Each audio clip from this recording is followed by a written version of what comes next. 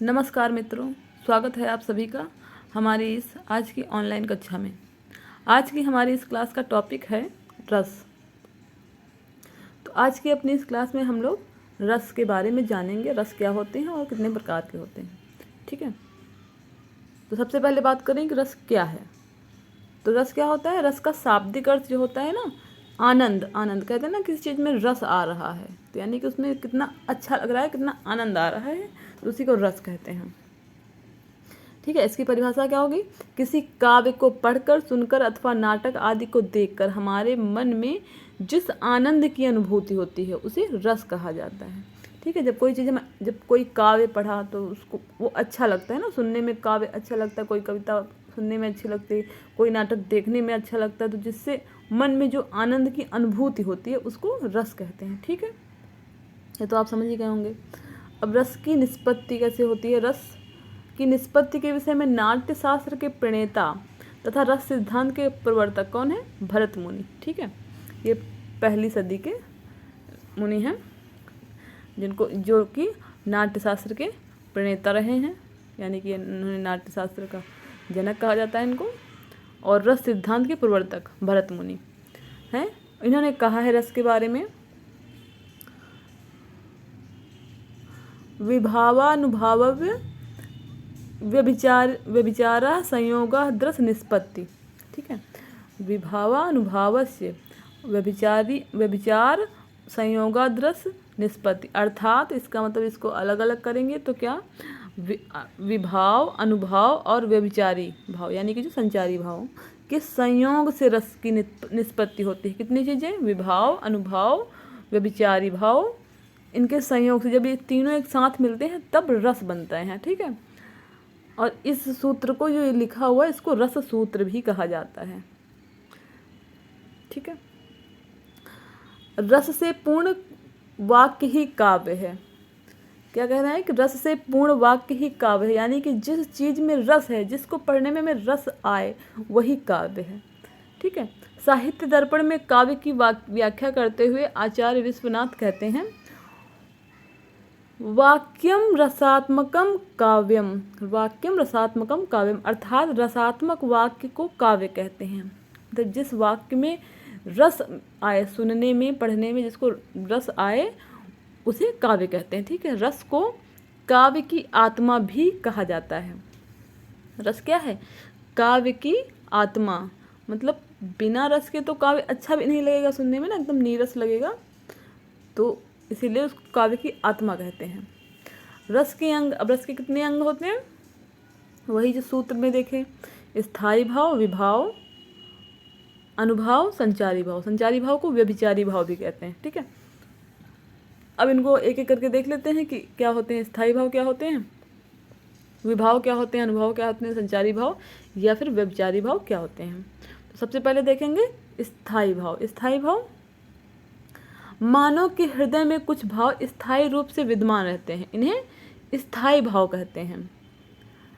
स्थायी भाव का अर्थ होता है प्रधान भाव। मतलब कुछ जो भाव हैं मनुष्य के मन में हमेशा विद्यमान रहते हैं, हृदय में, उनको स्थायी भाव कहते हैं। और इसका स्थायी भाव का अर्थ होता है प्रधान भाव। ठीक है, काव्य या नाटक में एक स्थायी भाव प्रारंभ से अंत तक बना रहता है।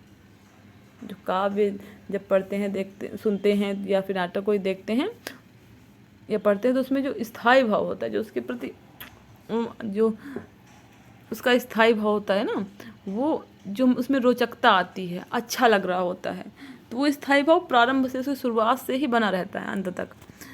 स्थायी भाव की परिपक्व अवस्था ही रस है। मतलब स्थायी भाव थोड़ी सी जो अच्छा लगता है कि हाँ, और उत्सुकता होती है, जो कोई काव्य सुन रहे हैं उसमें सुनने में अच्छा लग रहा है, आनंद आ रहा है, और सुनते जा रहे हैं और सुनने का इच्छा हो रही है। ठीक, कोई नाटक देख रहे हैं, उत्सुकता हो रही है कि हाँ इसके आगे क्या होगा, और जो कलाकार हैं उनकी एक्टिंग अच्छी लग रही है।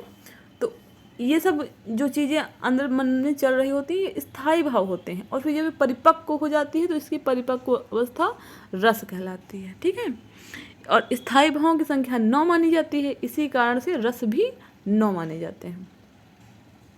स्थायी भाव 9 होते हैं, इसी के आधार पर रसों की संख्या भी 9 मानी गई है। लेकिन आगे चलकर वात्सल्य तथा भक्ति रस भी आचार्यों ने कल्पना की कि वात्सल्य रस में भी रस होता है, ठीक है, और भक्ति भी एक रस है, भक्ति में भी रस होता है। तो इस प्रकार से इन दोनों को मिला दिया गया तो रसों की संख्या कुल कितनी हो गई? 11, ठीक है। अब नीचे चार्ट दिया हुआ है, उसमें रस दिए हुए हैं और उसके स्थायी भाव दिए हुए हैं, तो ये भी देख लेते हैं। आप लोगों को स्थायी भाव और रस का स्थायी भाव याद होना चाहिए, ठीक है। श्रृंगार रस का स्थायी भाव है रति या प्रेम, ठीक है। शांत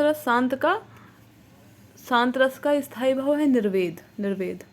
हास्य रस, तीसरा है हास्य रस का स्थायी होता है हास। चौथा है अद्भुत रस का स्थायी भाव होता है विस्मय, ठीक है। करुण, पांचवा है करुण रस का स्थायी भाव होता है शोक, ठीक है।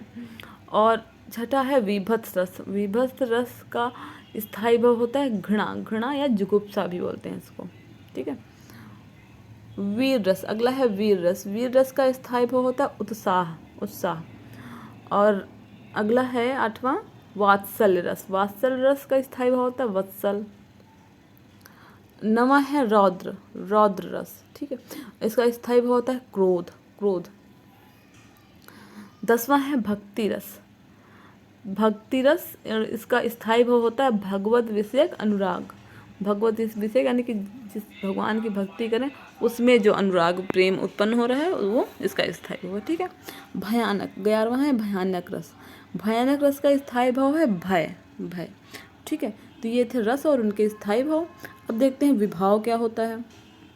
विभाव, स्थायी भावों के उद्बोधक कारण को विभाव कहते हैं। स्थायी भावों को उद्बोधक यानी कि उसको जन्म देने वाले कारण को विभाव कहते हैं। ये 2 प्रकार के होते हैं, ठीक है। आलंबन तथा उद्दीपन विभाव, एक आलंबन होता है, एक उद्दीपन होता है, यानी कि जो स्थायी भावों को जन्म देते हैं, उनको उत्पन्न करते हैं, वो विभाव कहलाते हैं। और ये 2 होते हैं, आलंबन तथा उद्दीपन विभाव। अब आलंबन विभाव क्या होता है? जिसका आलंबन या सहारा पाकर स्थायी भाव जागृत होते हैं। आलंबन मतलब जिस कारण से स्थायी भाव उत्पन्न हो रहे हैं, जिसका आसरा पाके, मतलब जो चीज़ उसको उत्पन्न करने में सहायक हो रही है उसको आलंबन कहते हैं, ठीक है। आलंबन विभाव कहते हैं। जैसे नायक और नायिका क्या हो गए? आलंबन, क्योंकि स्थायी भाव तो उन्हीं के कारण उत्पन्न हो रहे हैं ना। अगला है उद्दीपन विभाव, ठीक है। उद्दीपन विभाव स्थायी भाव को तीव्र करने वाले कारण, ठीक है।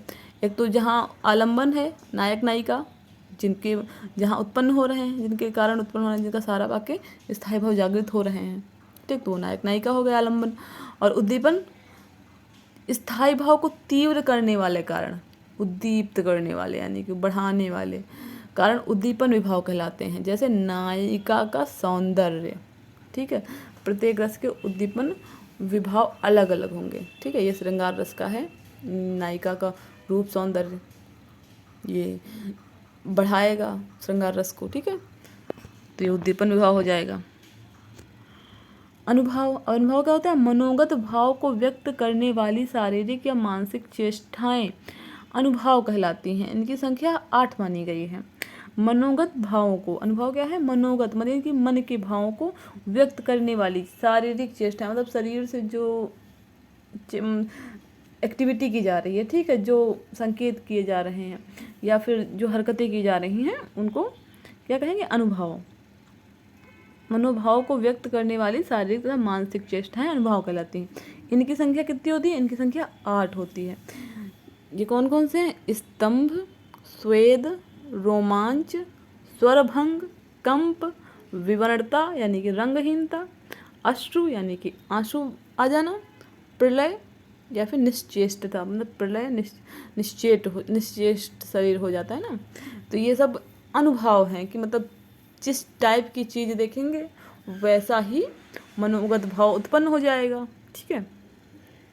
कोई अच्छी चीज़ देखी तो एकदम रोमांचित हो गए देख के उसको, और कुछ ऐसी शॉकिंग न्यूज़ देख ली तो सुन लिया तो स्वरभंग, मतलब आवाज़ ही नहीं निकल रही है, या कुछ लोग मतलब कांपने लगते हैं, कुछ ऐसा देख लिया सुन लिया जैसे शरीर में कंपन आ गया तो ये कंप, ठीक है। ऐसे आंसू बहाने लगते हैं, लोग रोने लगते हैं, कुछ सुन लिया देख लिया तो रोना आ जाता है। तो ये सब क्या है?